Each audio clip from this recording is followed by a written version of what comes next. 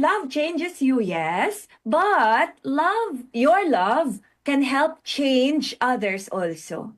When you love others, pag minahal natin ng iba, minsan po hindi mo namamalayan, but you become an instrument of their healing. Pinuputol ng pagmamahal yung cycle of hurt and anger. Kaya sa mga pamilya, pag may mga reunion, tas may mga nag-aaway, hindi na masaya. Nawawalan na ng saya, nawawalan ng gana yung iba. Yung iba ayaw na umattend. But if you break the cycle of hurt and anger, and there's forgiveness, there's kindness, at merong pag-uunawa, you become an instrument of healing. Dahil sa'yo, di ba? Dahil sa ngiti mo, isang ngiti mo lang. Isang ngiti mo lang. Isang yakap mo lang. Kahit minsan di mo na sasabihin na, I forgive you, sapat na yon para mabago ang buhay ng iba at yung ugnayan ninyong dalawa or kayong pamilya. Kaya, kaibigan, sino na ang binago ng pag-ibig mo? Yes? Sino na ang binago ng pagmamahal mo nang dahil minahal mo tong tao na to? Unconditionally, nagbago siya. Naging siya yung pinaka-best na siya. Proud na proud siya sa sarili niya. At dahil yun sa minahal mo siya. Kaya, love changes everything. Love changes everything, dear friends. Sabi nga, diba? Hands and faces, earth and sky. Hands and faces. Pag nagmamahal ka, iba ang liwanag ng mukha mo. Pag nagmamahal ka, iba ang kilos ng mga kamay mo, diba? You serve more, you help more, you heal more, you touch more, diba? Love, love changes everything. How you live and how you die. Kaya, let's change how we live. Para mas maganda rin, siguro, pagdating ng araw when we die. Para walang masyadong lungkot at regret, pagsisisi, di ba? Walang masyadong sana. Hindi ko sinayang yung mga panahon ko sa galit ko, Changes how we live and how we die. Sabi nga dito sa kanta, love will never, never let you be the same. Love will never, never let you be the same. At least marinig nyo rin po akong sintonado ng sobra. Hindi ko masyado yung kanta na to, pero love will never let you be the same. So yun, kaibigan, love changes everything, even our past. Sabihin mo, hindi na mababago yung nakaraan . Yes, but love can change your past. How? Kasi, yung nakaraan mo, pwedeng masakit yun, malungkot yun, di ba? Talagang, yung term ng iba,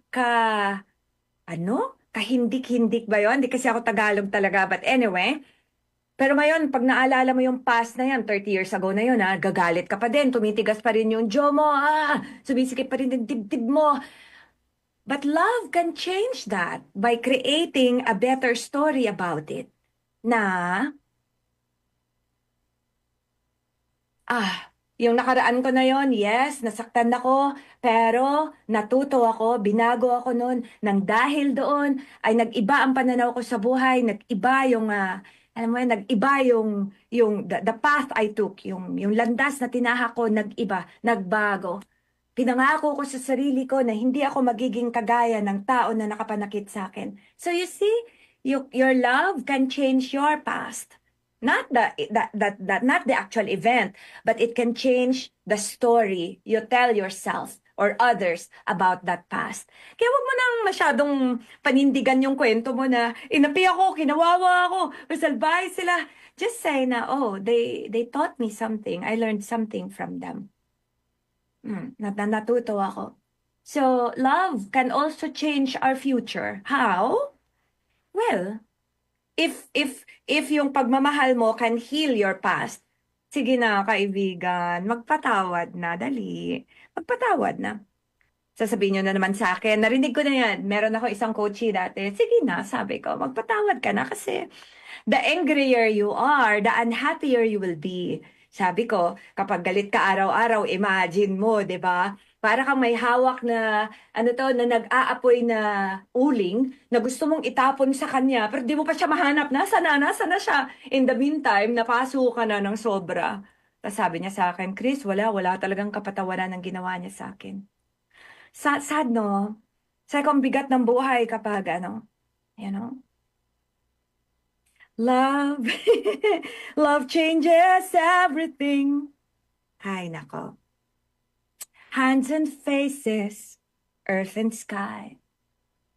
Love changes everything. The way you look at the sky, kahit na umuulan pa yan. Oh, it's beautiful, it's raining, it refreshes the ground, diba? Hindi ka magagalit sa langit. Ba't umulan? I hate the rain. Walang ganon. So, you can heal your past. You can brighten your today. Magbabago yung pananaw mo sa ngayon. And it can shape your future, actually.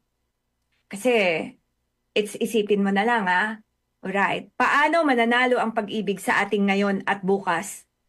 Parang tula yun. Ang ganda doon, Well, pag mas nagmahal ka ngayong araw na to, mula ngayon, Happy Easter sa ating mga bagong tagapakinig.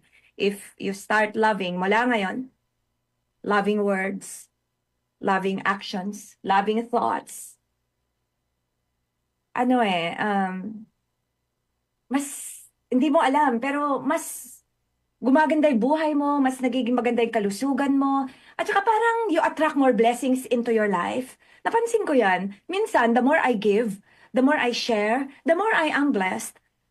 May mga times na may mga tao na bigla na lang sasabihin sa akin na, Chris, ano may tutulong ko sa'yo? Oh, how sweet!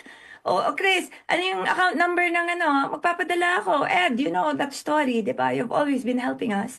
Mama Love, Dr. Etchel Villanueva, every anniversary ng Winner Ka Pinoy, gabi, hindi ko hinihingi, but you always give. Nakakatuwa, di ba? Winner Ka Pinoy na lang po talaga. It's a story of love. 6 months lang po ako black timer sa DZXL 558. Luging-lugi na po. Kung makwenta lang ang DZXL 558, luging-lugi na sila sa akin dahil magti-12 years na tayo. Wala akong sponsor na regular, di po ba? Except the time na nagkaroon tayo ng Santon. Ayan. At DZXL continues to be the home of Winner Ka Pinoy. Libre ang ating airtime. Di na ako nagbabayad. Love. Love. Love changes everything. Days are longer, words mean more, diba? Love changes everything. Pain is deeper than before, diba? Nothing. Nothing in the world will ever be the same. Nothing.